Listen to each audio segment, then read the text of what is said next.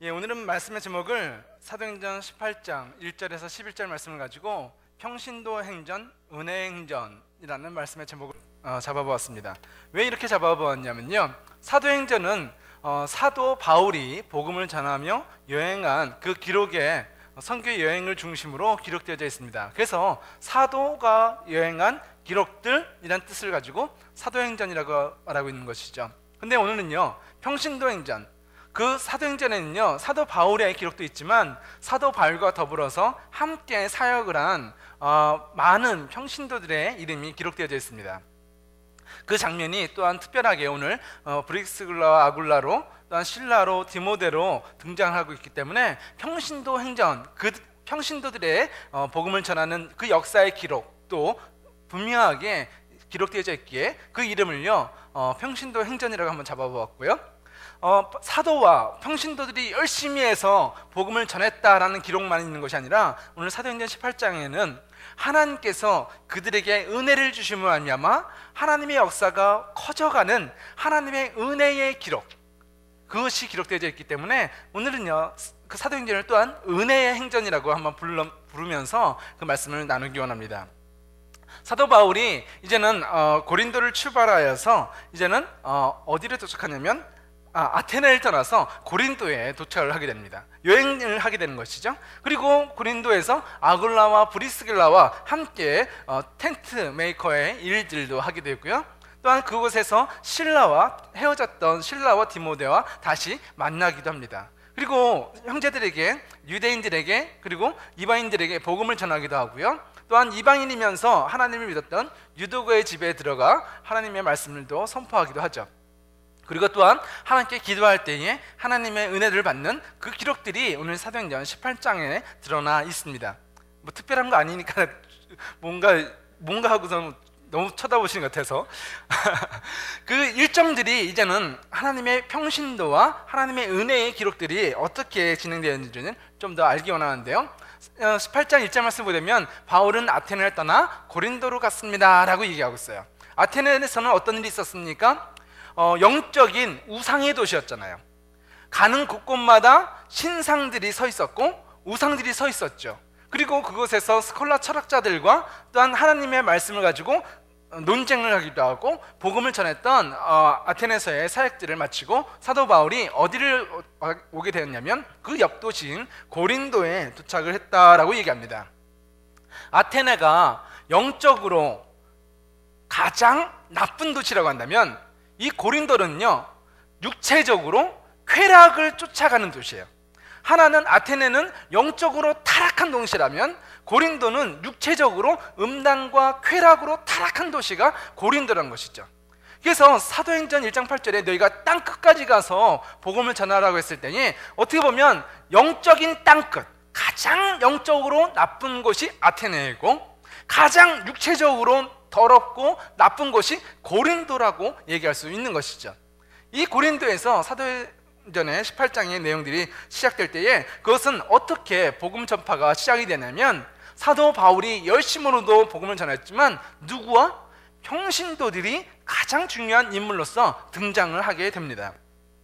18장 2절 말씀 보면 바울이 그곳에서 아굴라라는 유대인을 만났다라고 얘기합니다. 아굴라와 브리스글라 부부인데요, 이들은 이탈리아 로마에서 왔다라고 얘기해요. 왜냐하면 로마에서 글라디오 황제가 유대인들을 로마에서 쫓아냈거든요. 그래서 그곳에서 살지 못하니까 다시 고린도로 이들이 옮겨서 텐트 메이커로서의 일을 하기 시작했는데 그들을 바울이 찾아가서 만나게 되었다라고 얘기하고 있습니다. 그들은 유대인들의 디아스포라를 통해서 복음이 퍼지게 되었고 로마에 있을 때에 아마 그리스도에 대해서 알게 되었고 예수를 믿는 사람이라고 얘기하고 있습니다. 근데 그들과 만났을 때에 바울이 그들과 함께 천막을 만드는 일을 하면서 그들과 동역을 하는 것을 보게 되는 것이죠. 바울의 가장 든든한 배경이 되었고 바울이 사역을 하는 데 있어서 많은 도움을 주었던 이 평신도들과의 만남이 이 고린도에서 이어졌고 그 고린도에서 사역이 이 부부를 통해서 더 커져가는 것들을 보게 되는 것입니다. 사도 바울은 이들과 함께 직업적으로도 텐트를 만들었다라고 얘기하고 있죠.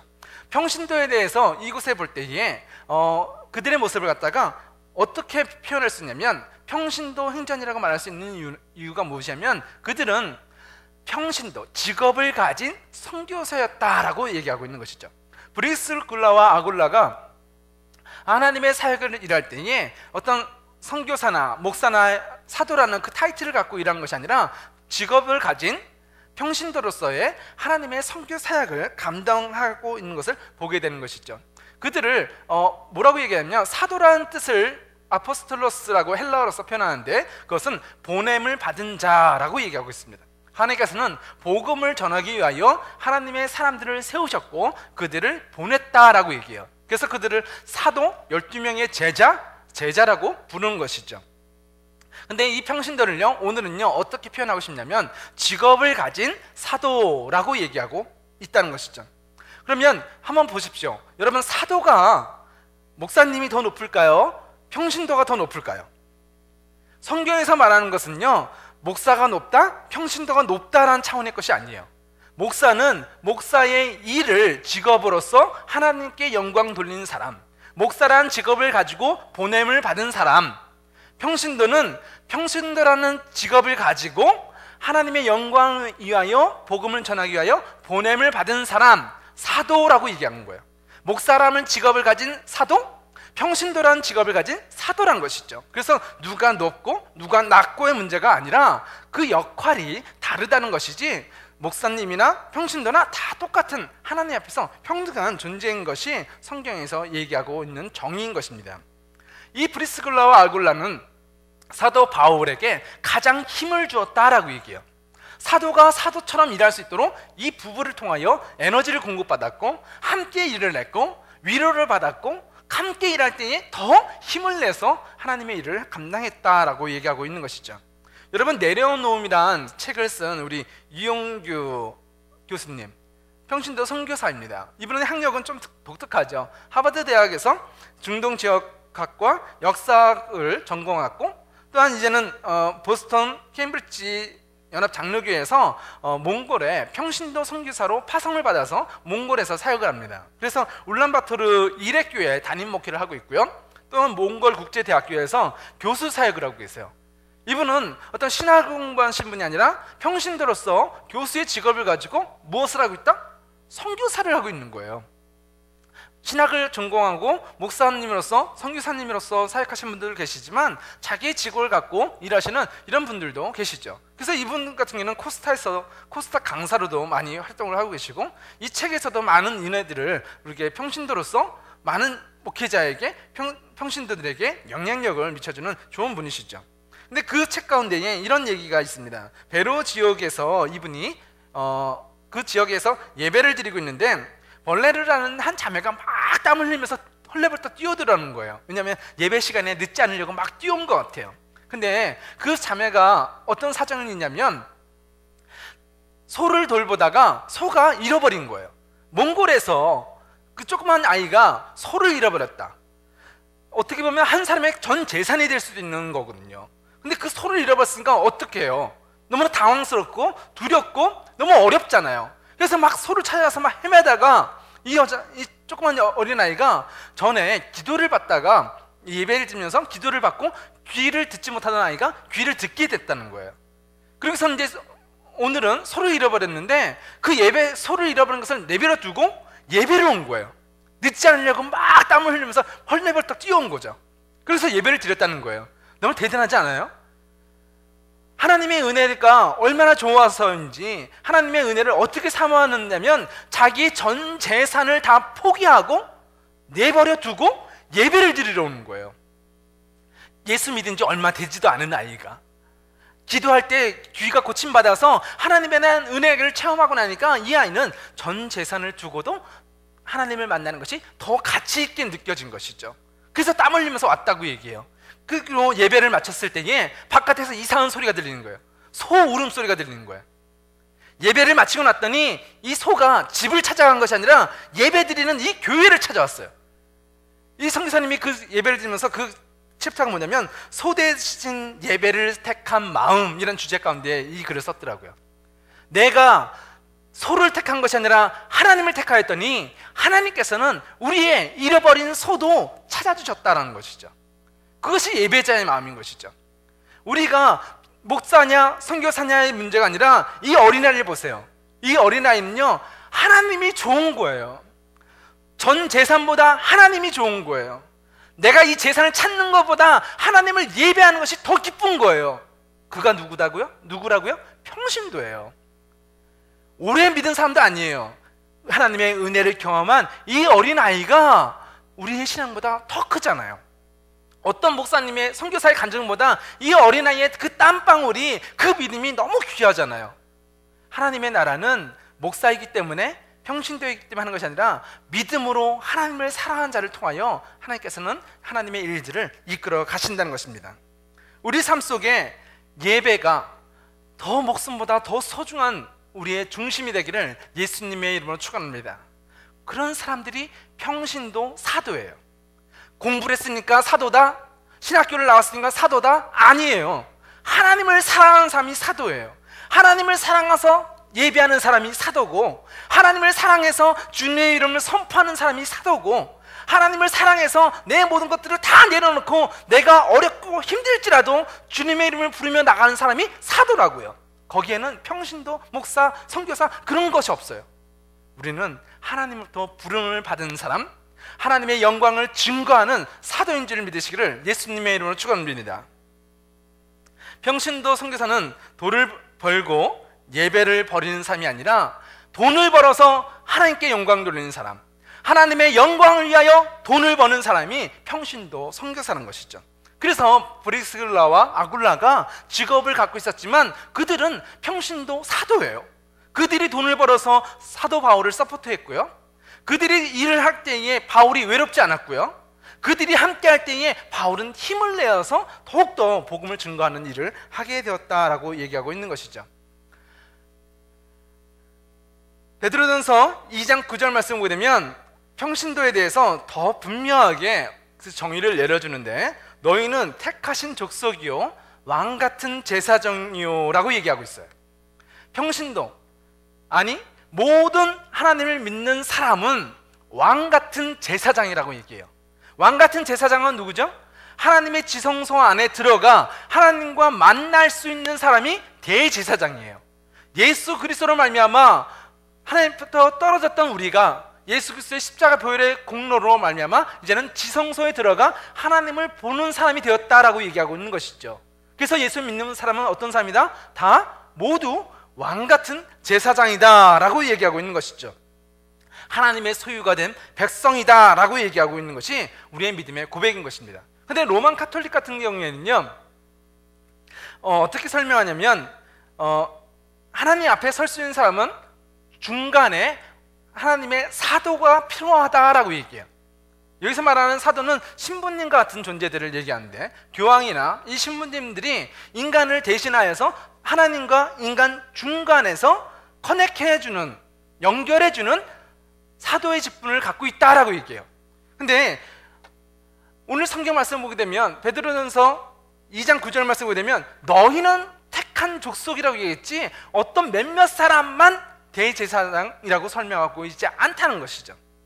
어떤 사도의 직분만을 강조할 때 어떤 카톨릭과 같은 이런 직분들을 얘기해요. 그래서 몇몇의 사람들만 하나님께 직접적으로 대화할 수 있고, 나머지 사람들은 하나님과 만나지 못하고 이 중간에 신부님이나 마리아나 어떤 성자들의 그 중간 매개체를 통하여서 하나님께 연결된다라고 얘기하고 있는 것이죠. 근데 기독교는 하나님 앞에 나아갈 때에 어떤 중간의 단계가 전혀 필요하지 않은 사람들이 그리스도인이다라고 얘기하고 있는 것입니다. 갈라디아서 3장 28절 말씀 보면 그리스도 안에서는 유대인이나 그리스나 종이나 자유인이나 남자나 여자나 차별이 없습니다. 어떠한 직분도 사도나 평신도나 차별이 없다라고 얘기해요. 하나님 앞에 모든 사람이 예수 그리스도의 이름으로 나갈 수 있다라고 얘기하고 있는 것이죠. 그래서 믿는 자들은 예수 안에서 하나님과 하나다라고 얘기하고 있는 것이 만인 제사장설, 우리 기독교가 믿고 있는 믿음의 고백이라는 것이죠. 모든 사람은 동등한 권리가 있고 그 사람들은 하나님을 만날 수 있다라는 것이, 제가 안 써놨네요. 예, 여기 있군요. 모든 그리스도인이 하나님 앞에 설 수 있는 제사장이다. 그러므로 예수 그리스도 외에 중간에 도와주는 어떤 사람이나 어떤 물건도 필요가 없다는 것이 우리 기독교가 믿고 있는 신앙의 고백이라고 말할 수 있는 것입니다. 그럼 평신도가 어떤 삶이라고 고백을 했습니까? 하나님을 직접 만날 수 있는 사람, 하나님 앞에 어떠한 차별도 없고 하나님의 은혜로 하나님 앞에 왕 같은 제사장이라고 얘기했습니다. 그럼 평신도도 사도와 같은 삶이라고 얘기했잖아요. 그러면 이 평신도는 어떤 사역을 해야 하는가, 어디에서 사역을 하는가가 중심을 조금 더 구체적으로 알기 원합니다. 목사님 같은 경우에는 어떤 교회가 있잖아요. 어떤 선교사님 같은 경우는 어떤 나라가 있잖아요. 어떤 지역이 있잖아요. 그럼 평신도는 어디서 하나님의 일을 해야 되는가? 직장도 하나님의 장소고 어디나 하나님이 계신 장소지만 특별히 나에게 맡겨주신 사역의 장소는 어딜까라는 것을 고민하게 되는 것이죠. 사도로서 바울은 어떤 일을 했다고 했죠? 천막을 만든 일을 지금 고린도에서 했다라고 얘기하고 있는 거예요. 사도인데 어떤 일을 한다? 천막을 만드는 일. 근데 평신도인데 무슨 일을 해요? 천막을 만들고 그 일이 뭐다? 하나님의 영광을 드러내는 일이라고 얘기하고 복음을 증거하는 일이라고 얘기하고 있는 거예요. 우리는 목사, 선교사라면 어떤 지역을 필요로 해요. 그래서 그 일을 해야지만이 하나님의 일을 하는 것 같아요. 근데 성경은 그렇게 얘기하는 것이 아니라 네가 일하는 그 장소, 하나님의 영광 안에서 살아가는 그 장소가 선교지다라고 얘기하는 거예요. 다시 말하면 교회에 가서 전도한다? 선교지에 가서 전도한다? 맞아요. 그런데 내가 다니는 학교에서 전도하고 내가 다니는 직장에서 전도하고 내가 살고 있는 그 지역에서 전도하는 사람이 되어야지만이 된다라고 성경은 가르쳐주고 있는 것이죠. 사도행전 1장 8절 말씀을 보면 오직 성령이 너희에게 임하시면 너희가 권능을 받고 예루살렘과 온 유대와 사마리아와 땅끝까지 이르러 내 증인이 되리라 라고 얘기하고 있는데 어디로 가서 복음을 증거하라고요? 어디까지? 땅끝까지 가서 전화하라고 그래요. 그래서 우리는 선교사가 먼 곳으로 가는 사람을 갖다가 선교사로 얘기하는데 보세요. 지구가 둥글어요. 그러면 여기서 출발하는 사람이 계속 가게 되면 어디로 오게 되죠? 돌아와서 여기로 오는 게 되는 거예요. 땅끝이 어디죠? 맨 밑에가 아니라 땅끝은 바로 내가 서 있는 그 자리가 땅끝이 될 수가 있는 거예요. 우리가 복음을 증거할 때에 먼 곳으로 가야 됩니다. 그렇지만 더 중요한 것은 뭐냐면 내 가정 가운데에 복음을 증거해야 된다는 것이죠. 내가 다니고 있는 학교에서 복음을 증거해야 되고 내가 다니고 있는 직장에서 복음을 전해야 되는 거예요. 내가 다니는 직장에서는 복음을 전하지 않는데 선교사가 되면 저 먼 곳으로 가면 복음을 잘 전할 것 같다. 그런 일은 절대 없어요. 내 직장에서 내가 전도 잘하는 사람을 선교사로 픽업을 해서 교육을 시켜서 선교사를 보내야지 전도를 잘하지, 집에서는 학교에서는 직장에서는 예수란 말도 못하고 그냥 세상 사람들이 어울려 살던 사람이 선교지에 가면 신앙이 좋아져서 갑자기 복음을 절절절절 이런 일은 절대 없다는 것이죠. 평신도가 어디서 사역을 해야 된다? 평신도 선교사는 어디서 사역을 하는 삶이다? 땅끝에서. 땅끝은 어디다? 내 가정, 예수 그리스도를 믿지 않는 우리 가정이 선교지예요. 예수 그리스도를 믿지 않는 직장이 선교지라는 것이죠. 그래서 그곳에서 브리스글라와 아굴라 같이 최선을 다하여 복음을 증거하는 사람이 되어야 된다라고 얘기하고 있는 거예요. 근데 여기서 선교하지 않는 사람, 여기서 게으른 사람들이, 신앙적으로 게으른 사람들이 뭐라고 얘기하면 나중에 제가 단기 선교 가서 선교할게요.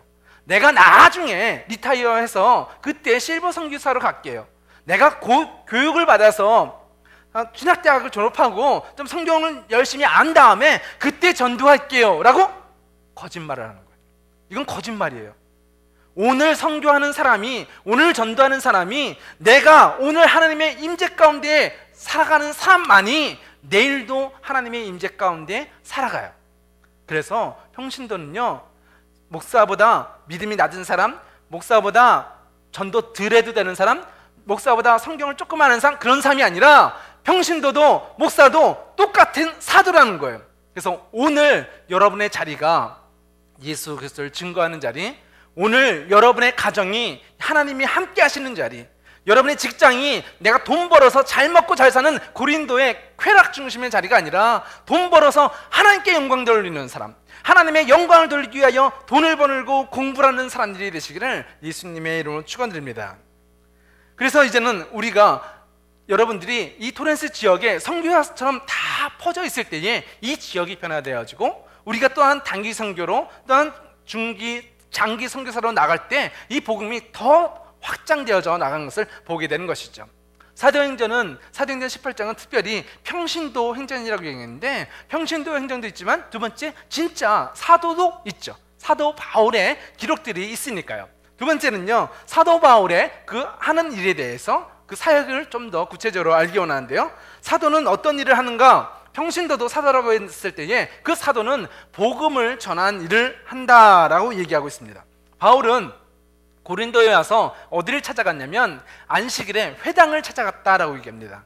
그가 회당이라는 그 컨택 포인트를 갖고 유대인들에게, 이방인들에게 복음을 증거하기 시작했다라고 얘기하고 있는 것이죠.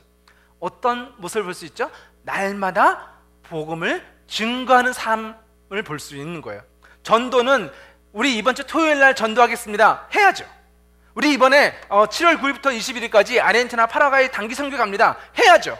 그런데 전도는 특별한 고날, 이날 행사가 아니에요. 사도 바울은 언제나 가는 곳마다 복음을 준 거예요.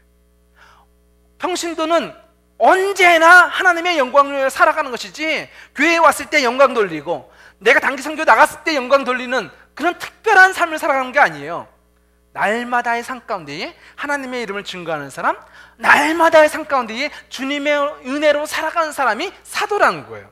그래서 사도 바울은 이제는 날마다 복음을, 회당에서 복음을 전했다라고 얘기하고, 이제는 실라와 디모데가 이제는 마게도냐에서 헤어졌다가 다시 고린도에 와서 만나게 되었습니다. 그러니까 이제 맨파워가 생겼으니까 그때부터는 텐트 메이커, 텐트를 만드는 일을 내려놓고 전적으로 말씀만 증거하는 사역을 했다라고 얘기하고 있는 것이죠. 텐트를 만들 때도 무엇을 위하여? 하나님의 영광을 위하여 바울은 텐트를 만들었어요. 그런데 이제는 미니스트리, 사역적으로 나를 돕는 디모데와 실라가 이제 생기니까 이제는 그 만든 텐트를 만드는 일을 내려놓고 전문적으로 이제는 말씀을 증거하는 그 사역에 돌입하게 된 것을 보게 됩니다. 그때 사도 바울이 복음을 전하지만 그 사역들이 어떨까요? 한번 보십시오. 6절 말씀 보게 되면 바울이 복음을 전했지만 그 복음을 듣는 사람들이 대들며 욕을 했다라고 얘기해요. 복음을 죽도록 전했는데 사람들의 반응이 어땠다? 하나님의 말씀에 순종하여 이제 텐트도 만들고 이제 조금 맨파워가 생겼으니까 그것을 내려놓고 복음을 완전히 전적으로 전하기 시작했는데 사람들이 그 복음을 듣고 욕을 하는 거예요. 하나님을 받아들이는 것이 아니라 바울을 갖다가 핍박하는 거예요. 그때 바울이 어떻게 했냐면 옷에서 먼지를 털며 이렇게 말합니다. 여러분이 구원을 받지 못한다면 그것은 여러분의 책임입니다. 나에게는 잘못이었습니다. 이제 나는 이방인들에게 가겠습니다 라고 얘기하고 있어요. 복음을 전할 때에 우리의 책임이 어떤 것이냐면 내가 그 사람을 복음을 잘 전해서 예수를 믿게 만드는 것까지가 내 일이 아니라는 거예요. 복음을, 예수 그리스도의 올바른 복음을 선포하는 것까지가 내 일이고 그것을 받아들이고 안 받아들이는 것은 당신 책임입니다 라고 얘기하고 있는 거예요. 우리가 복음을 전해야 되지만 그 사람 이방인들에게 끌려다녀서는 안 된다는 것이죠. 그들이 구원받기 위하여 우리가 그들을 끝까지 사랑해야 될 의무는 있지만 내가 사랑해서 그 사람들 갖다가 붙잡고 와야 되는 것은 그들을 믿음의 사람으로 변화시킨 것까지가 내 책임이 아니라는 거예요.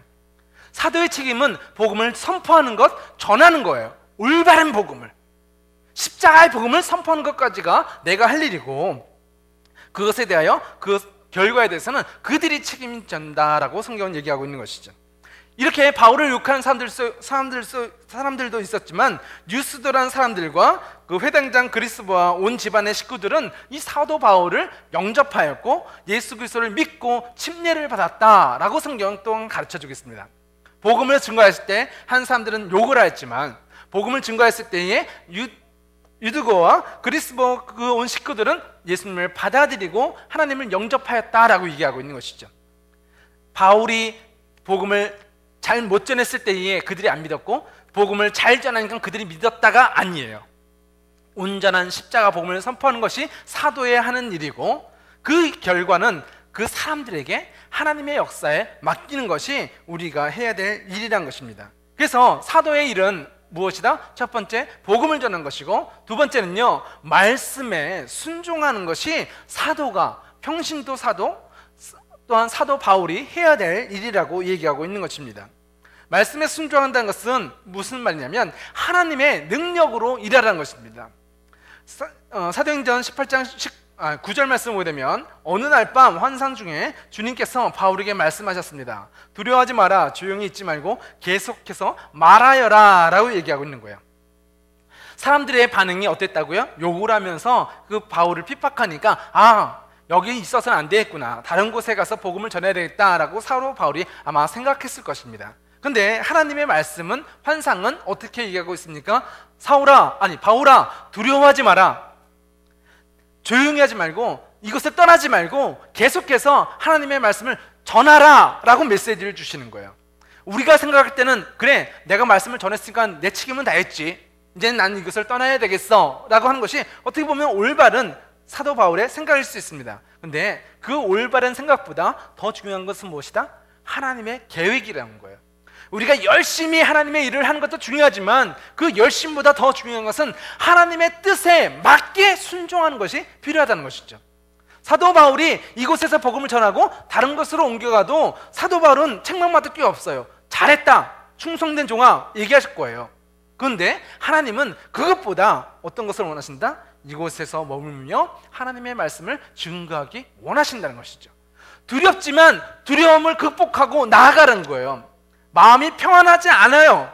불안해요. 그렇지만 내가 기쁜 것이 하나님의 뜻이 아니라 내가 힘들고 어렵다 할지라도 그것이 하나님의 뜻이라면 순종하라. 그것이 사도의 해야 될 행동의 패턴이라는 것이죠. 우리가 믿는 자로서 어떤 패턴을 갖고 있습니까? 마음이 좋다, 이거 하고 싶다, 그것을 쫓아가고 계십니까? 하나님의 은혜는 우리에게 기쁨으로도 오지만 분명한 하나님의 말씀에 확신이 있습니다. 다른 사람들은 다 안 된다고 하더라도 나는 그거 죽어도 하고 싶어. 그것이 비전이라니까요.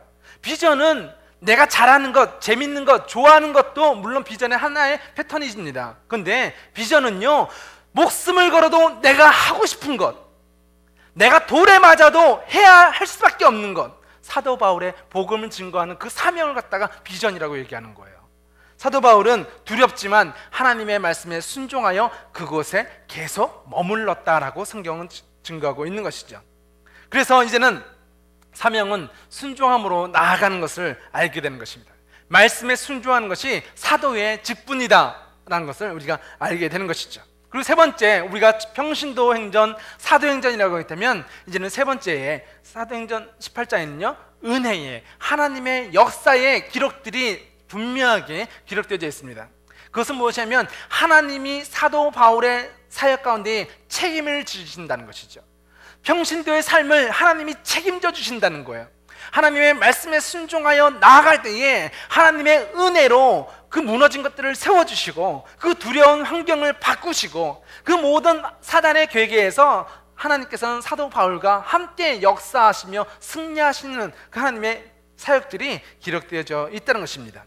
사도행전 18장 10절 말씀 보게 되면, 내가 너와 함께 있다, 내 백성이 이 도시에 많다, 그러므로 아무도 너를 공격하거나 해치지 못할 것이다 라고 얘기하고 있는 것이죠.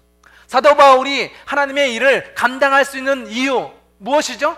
순종했기 때문에 맞습니다.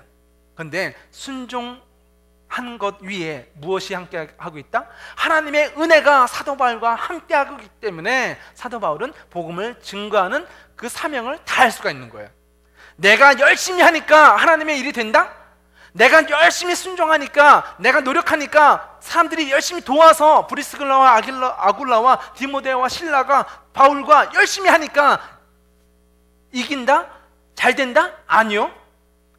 물론 그것도 필요합니다. 우리의 순종 위에 무엇이 필요하다? 하나님의 은혜가 필요하다는 거예요. 하나님께서는 하나님의 믿는 자들에게 하나님의 은혜를 부어 공급하여 주시며 또한 지키시며 이곳 가운데에 사도 바울 혼자만 둔 것이 아니라 하나님의 사람들을 심어두셨다는 거예요. 내가 볼 때는 가장 피지컬리 타락한 우상의 도시이지만 하나님께서는 그 더러운 그 장소이지만 사도 바울 너와 같은 그리스도인들을 내가 그곳에 세워두었다. 평신도 사역자들 브리스글라와 아굴라와 디모데와 실라와 또한 네가 알지 못하는 수많은 그리스도인들이 이곳에 있다. 눈으로 보기에는 이것은 타락한 도시고 멸망의 도시이지만 하나님께서는 이 장소를 네가 순종하며 나갈 때에 내가 바꿀 것이다. 내가 이곳에 너와 같은 하나님의 사람들을 심어두었다. 내가 그들을 사용할 것이다. 그들은 나의 사도들이다 라고 선포하고 있는 것이죠. 우리의 눈에 실망할 조건들이 있다 할지라도 우리는 실망할 조건을 바라보는 자가 아니라 하나님의 신실하심을 바라보는 자가 되어야 될 줄 믿습니다. 우리가 순종해야 되지만 내 열심으로 하나님의 일들을 이끌어내는 것이 아니라 우리가 순종할 때에 하나님의 신실하신 응답으로 우리와 함께 하신다는 것을 우리가 믿어야 하는 것이죠. 그래서 바울은 이곳에 1년 6개월 동안 고린도에 머물면서 복음을 증거했다라고 얘기하고 있는 것이죠. 바울이 순종할 때에 하나님께서는 고린도에 하나님의 은혜를 세우시고 은혜를 부어주시고 그곳에 교회를 세우시고 많은 성도들을 세우셔서 이 타락한 도시가 기도하는 도시로, 이 타락한 멸망의 도시가 하나님의 사람들로 이제는 땅끝이 바로 이것이 되어서 내 직장 가운데에 예수 그리스도의 이름을 선포하고 우리 가정 가운데에 예수 그리스도의 이름을 선포하고 내가 공부하고 있는 이 고린도의 그 자리에서 예수 그리스도를 선포하게끔 바꾸셨다라고 성경은 가르쳐주고 있는 것입니다. 고린도는 타락한 도시라고 얘기했습니다. 그렇다면 지금 우리가 살고 있는 이 미국은 어떤 곳입니까? LA는 어떤 곳입니까? 타임즈에 보게 되니까 이런 기사 떴습니다. 7월 2일자 타임즈 기사인데요. 텍사스의 의대 제프 테플 교수팀이 1000명의 청소년들을 대상으로 리서치를 했다고 합니다. 어떤 리서치냐면 14살에서부터 19살까지 10대들이 섹스팅을 한다라는 거예요. 그래서 몇 명의 청소년들이 그 섹스팅을 하는가? 섹스팅은 뭐냐면 전화로 자기 누드 사진을 갖다가 보내주는 거예요. 또한 그것을 보내는 사람들 중에 청소년 3명 중에 1명이 이 섹스팅을 한다고 얘기하고, 그리고 누드 사진을 보낸 사람들 가운데 그 중에 80%가 성적인 관계를 맺었다라고 얘기하는 거예요. 지금 이 시대가 어떤 시대죠? 3명 중에 1명은 섹스팅을 하고 있고 그들 중에 80%는 성관계를 맺고 있다는 거예요. 근데 고린도만 타락한 도시라고 얘기했고 가장 영적으로 안 좋은 도시라고 생각했는데 지금 이 시대는요, 인터넷, 잡지, 모든 문화, 성적인 사고팜의 그 모습이 이 고린도와 비교가 안 될 만큼 더 타락하고 있다는 것이 우리가 살고 있는 이 모습이라는 것입니다. 우리가 땅끝까지 복음을 전해야 되지만 땅끝까지 전해야 될 그 마지막 장소가 어디라고요? 이 토렌스예요. 여러분의 가정이고 여러분의 심령이에요. 여러분의 가정이, 여러분의 직장이 마지막 땅끝이라고요. 왜요? 이곳에는요 고린도와 같은 육체적인 타락이 있어요. 인터넷 가운데에, 그 포르노 가운데에 우리가 중독되어져 있고 돈을 주고 성을 사고 팔고, 청소년들은 섹스팅이라는 것을 통하여서 자신의 순결보다는 쾌락을 쫓아가고 있는 그 고린도와 같은 모습이 지금 이 자리에 있다는 것이죠. 이곳에 누가 필요합니까? 평신도 선교사가 필요해요. 이 자리에 누가 필요합니까? 사도가 필요해요. 브리스글라와 아굴라처럼 학교에서, 직장에서 열심히 일하면서 하나님의 사람으로 살아가는 그리스도인들이 필요하다는 거예요. 왜 지금 이 도시가 더럽고 타락의 도시가 되어 있다고요? 브리스글라가 없어진 거예요. 돈은 버는 그리스도인이 있는데 아굴라처럼 복음을 향하여 돈을 버는 사람이 없는 거예요. 돈 벌려면 어느 정도 타협해야 되고, 돈을 벌려면 나도 그리스도인이지만 어느 정도 술 한잔 해야 되고, 내가 돈을 벌려면 내가 어느 그리스도인이지만 어느 정도 세상의 죄악들을 찾아야 된다는 거죠. 그것은 사도가 아니에요. 사도 바울은 목숨을 걸고 하는 사람이잖아요. 평신도 선교사는 그냥 목사가 아니고 열심히 돈 벌어서 목사님 서포하고 교회에 헌금하는 사람들이 평신도가 아니잖아요. 평신도는 어떤 삶인데요? 목숨을 걸고 그리스도인의 삶을 살아가는 삶, 하나님의 영광을 위하여 돈을 벌고 그 벌은 돈을 갖고 죄악을 짓는 것이 아니라 하나님의 영광을 위하여 쓰는 사람이 평신도 사도잖아요. 저와 여러분들이 이 지역에 그런 평신도와 같은, 브리스글라와 아굴라 같은 사도가 되시기를 예수님의 이름으로 축원합니다. 순종해야 되는 거예요. 내가 기쁠 때, 하고 싶을 때 하는 것이 아니라 내가 두렵고 떨리지만 내가 이렇게 해서 내 비즈니스 유지할 수 있을까? 내가 복음을 전한다고 우리 어머니 아버지가 교회 다니실까? 우리 어머니 아버지에게 복음을 전하려면 어떻게 해야 될까? 두렵고 떨림을 한 것이 아니라 이제는 순종으로 나갈 때에 여러분의 가정 가운데 하나님의 은혜가 나타나기를 예수님의 이름으로 축원합니다. 여러분이 믿음으로 평신도 선교사로 살아갈 때에 여러분의 가정 가운데, 직장 가운데, 학교 가운데에 하나님의 은혜가 드러나기를 예수님의 이름으로 축원합니다. 오늘 기도할 때에 여러분 삶 속에 무너진 고린도 같은 타락이 있었다면 회개하고 나아가길 원합니다.